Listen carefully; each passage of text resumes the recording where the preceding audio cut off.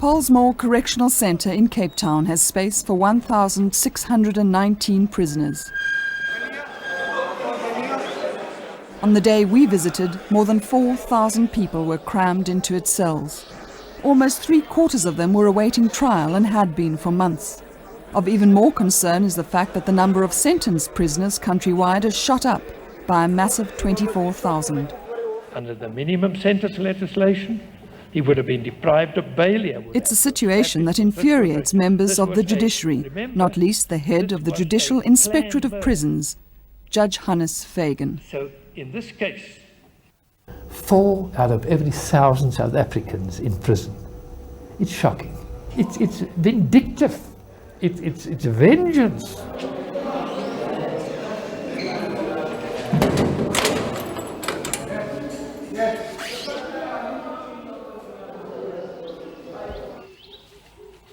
Barbara Tanton lives in Irene, between Johannesburg and Pretoria. A few years ago, her husband Tim was gunned down at their gate.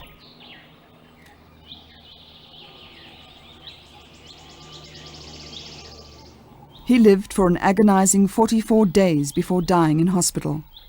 His killers have never been arrested. I would love to speak to Tim's murderers. I'd love to sit down and tell them the pain they've caused one family, just one family, in the greater scheme of things. I don't agree with Judge Fagan, and he knows that. But I'm not vengeful. I'm not bitter. I don't hate. I'm angry with a system that's failing people. It was in response to victims of crime like Barbara Tanton and her family that Parliament passed temporary legislation compelling the courts to impose minimum sentences for certain types of crime. It resulted in an incredible escalation of long sentences. Judge Fagan says lawmakers have erred.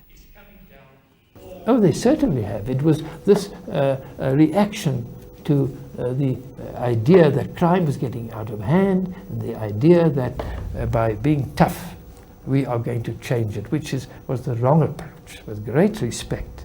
The Law Society of South Africa has appealed to Parliament not to extend the legislation, which comes up for renewal at the end of April. I think our government would be best urged to seriously reconsider the minimum sentencing. And it's not good enough for government to say because of the high crime rates and because the public is baying for the blood of criminals. I want them to go and meet with somebody whose husband has just been savagely murdered in their driveway, or a son murdered for his cell phone. Go and meet them and see the pain that those people go through. I'm not on a vengeance kick, but I'm on a justice kick. I believe if Tim's murderers are apprehended, the minimum they should serve is 25 years. We're saying to government, look at alternatives around life sentencing. How do we rehabilitate people in the long term? So it's a challenge to government.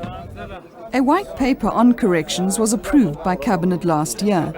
It emphasizes the need for rehabilitation so that prisoners can be released into society as law-abiding and productive citizens. But in overcrowded conditions, rehabilitation is a word with no meaning.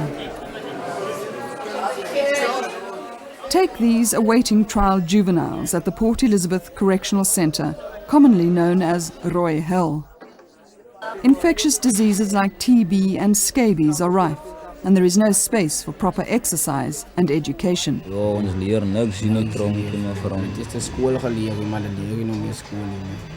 You say here, ma'am, it's not the right place. It's not the right place. But don't have a future here. You see, ma'am, because when you hear your life is going stop one side, you see, ma'am, you didn't going forward to life. I'm a gangster here, you see, ma'am. Yeah, I'm a 26. Ek is 28. Ek is nou lang hier by die tronk nou, mevrou. Ek is nou mooi, hy dink is jaar en hy dink is 2 maande wat ek nou hier by die tronk is. Overworked prison officials can do nothing about overcrowding. They have to admit those who arrive from the courts. Because of this overcrowding I have only one cell here for 14 and 15 years. Then they came from outside, and I have to put them here. On certain days, this is going over 40. In one cell? In one cell. Because I didn't have any more space for these people. And I have to keep them separate from the biggest. Conditions are monitored by independent prison visitors. They're appointed from the community by the Judicial Inspectorate.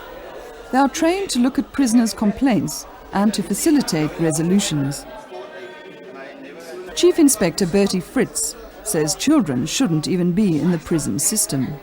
Try and get these children, it seems that most of them are out of school. They're not on any form of constructive program or substantive program for reformation, to reform them. Because we're not going to wish them away, they're going to come out and break into your house again.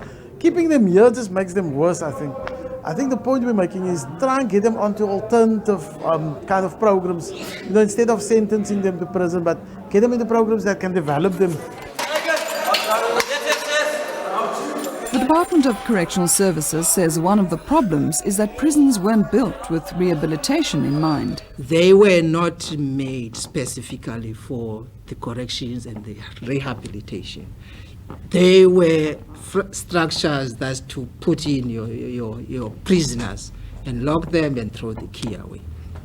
Hence you find that there's no accommodation for things like education, and also the rehabilitation, as you rightly say, is difficult in that kind of an environment. What also makes things difficult is the lack of coordination between departments in the criminal justice system. Safety and security favours a zero-tolerance approach. This results in far too many arrests for courts and prisons to deal with. That's completely contrary to the way you should deal with crime. You know, we say, don't be tough on crime, be smart on crime. Thousands of people are locked up simply because they can't afford bail. 14,000 people. These are in prison. Why? Because of poverty. These men have been awaiting trial for months for alleged assault. They say even if their families knew they were here, they wouldn't be able to pay their bail.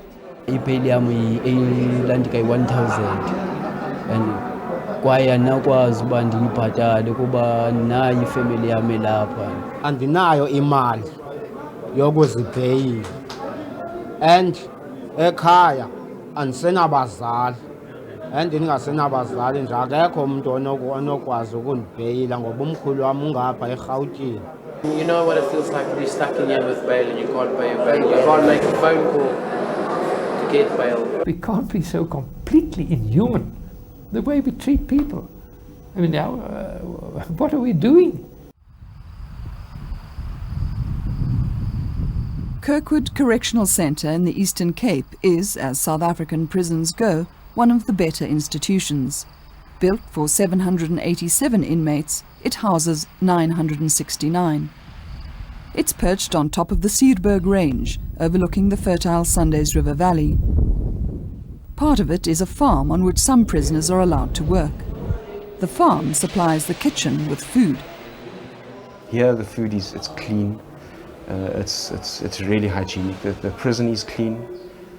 There is discipline here. So here I'm happy, you know, happy as can be in prison. I'm not happy to be in prison, and I never will be. But as to the prisons that I've been to, for me, I'm glad I'm down here in Kirkwood. Yeah. Byron Smith was charged with dealing in cocaine and sentenced under the minimum sentence legislation. This meant that even though the magistrate considered him a first-time offender without a criminal personality, he could not use his discretion. He had to impose the minimum sentence of 15 years. I feel so strongly that it was quite wrong in principle, interfering with the discretion of our judges and our magistrates. You know, they're experts in the field, and cases differ. Smith has had 3 years inside to reflect on why his life went so wrong. I was down and out completely, a few failures, business-wise, relationship-wise, and out of pure desperation. And then, the people that I got involved with, they ooze confidence and charisma and things like that. And they give you, that confidence comes over onto you and, sort of things like that. So, and then, of course, at the same time, when you look at who you're involved with and things like that, you also get a false sense of security. He catalogues a tale of police corruption and crooked lawyers. But it's all a little too late. He's been tried and sentenced, and his days reduced to a simple routine. The worst moment of his life came before he was even sentenced, when he heard that his mother was dying. For me, the sentence is nothing. For me, that was my sentence. No one have had any compassion towards me in those situations. I didn't get bail, that sort of stuff. All I wanted to do was maybe just go and say goodbye to the lady, So, so it's made me tougher in some ways, shaped my heart. I'm paying for my mistakes, and I'm the kind of person that knows I've made a mistake. I don't try and fool myself. He's chosen to stay in a single cell, even though the evening hours are solitary and slow. It is difficult to be in an overcrowded communal cell. It's very difficult, and especially with people with long sentences, you've got that negative aspect about it. You don't see positive things around you, so you might as well get involved. You see the guys that are involved in their legal activities in prison. They are sort of having the better time of everything. So, now my biggest issue is that a lot of positive prisoners that are doing a good thing, they don't really get rewarded. You often find that the prisoners that cause the trouble, they are the ones that are getting the rewards and the cushy jobs, etc., etc. He has support outside and a job offer, but worries about options generally for prisoners once released. Let's say I've got to stay here 15 years and I go out and let's say I'm 48, 50 years old. What am I going to do? I need to make sure that I have a pension. I need to make sure that I have money when I retire. So what are your options? If somebody has changed completely, why keep him in prison? By the way, costing you roughly 110 rand a day to keep a prisoner. Even the heavens seem to be agreeing at this moment. That thunder upstairs. So we have to, it's incredibly costly, but we're losing these people. If they've completely changed, if they're ready to go out, if they're ready to contribute once again to society, if they're ready to work for their families again, if they're ready to look after their children, if they're ready youngsters to go back to school, why keep them inside? There are few who find it as difficult in prison as mothers with children. Shanae Brown runs her home from her cell. She has a child who lives with her grandmother, surviving on her pension. She was arrested and given 10 years for selling drugs in an area of Port Elizabeth where Nigerian dealers sell openly on the streets. We were 27 arrested, only 2 of us got prison sentences. We were both first offenders. I was 22 years old, my accused was 19 years old, she was a juvenile still.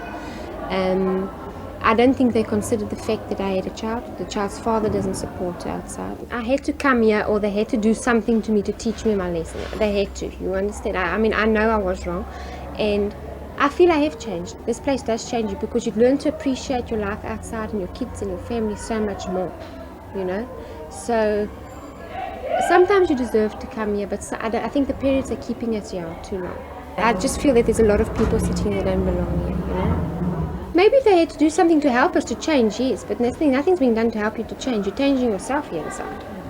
The longer you're in prison, the longer you're not going to get any form of rehabilitation. Doesn't it make sense that a short-term person gets some skill in prison, go out and be useful to the community? There are alternatives to imprisonment, like correctional supervision and electronic monitoring, but these are seldom considered by the criminal justice system. There are lots of alternatives: victim compensation, postponed sentences, suspended sentences. They're all there. It's a question of using them more. Government is, as always, optimistic that things will change.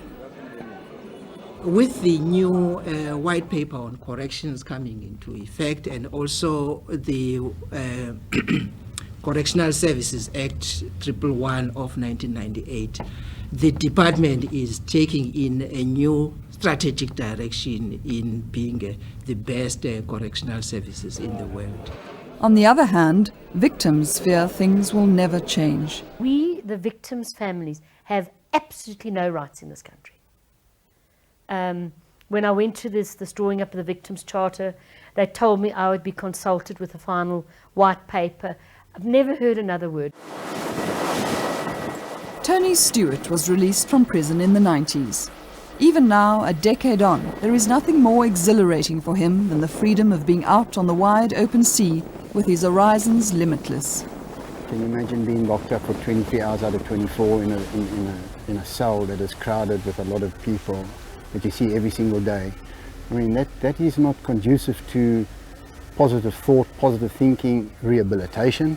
If you're constructively involved in something, you don't have time to have idle, stupid thoughts and to get involved in stupid things, which basically just compounds your problem even further. Tony received 22 years for armed robbery. He was released on parole after 12 years. And that, he says, is one of the ways to get prisoners off the hook. You know, you can't just keep on building prisons. Rather become involved in a program where you can expedite your release if you've earned it. One of the single biggest problems for correctional services is the backlog created because proper parole hearings aren't held. Over the past 2 years, the courts have been flooded with applications from prisoners who qualify for parole but have never even been considered. Tony says little has changed from his days inside. If you didn't stand up and really fight, even though you could be released, you weren't released. Don't ask me why. It just never happened. There's not an answer for it. Some people say you're inefficient, some people say the authorities don't give a damn. You know, whatever the reason was, a lot of people did far more than what was legally required of them to do. But last year, a section of the Correctional Services Act came into effect, also not designed to alleviate overcrowding.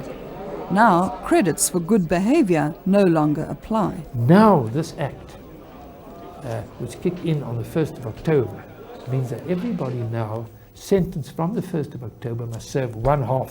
There are no credits anymore. In other words, it's gone up from 1/3 to 1/2 with me. But then it goes on to say if you sentence in terms of the minimum sentence legislation, you must serve 4/5. And that covers a vast amount of the people in prison. It's vindictive. It's vengeance. Carpenter and a red steamboat. Tony Stewart has started an organisation called Legal Release. It aims to facilitate the release of prisoners who qualify for parole. What's the logic in keeping somebody longer than what is necessary? What's the logic in spending so much more money? Because it costs the state millions and millions of rands of keeping people that essentially qualify to be released. Where's the logic in it? Get them out quicker, those that deserve to be out. Note, we're not trying to get somebody out before his time. We would like to help those to get out on their time so they don't sit a day more. Our motto, not one day more. Let us all with fresh minds again look at what we can do to curb the prison populations and really start meaningful, more meaningful rehabilitation, because it's a great opportunity when you have people there to change them and improve them and let them go out once again to be useful citizens in society. Skurumba,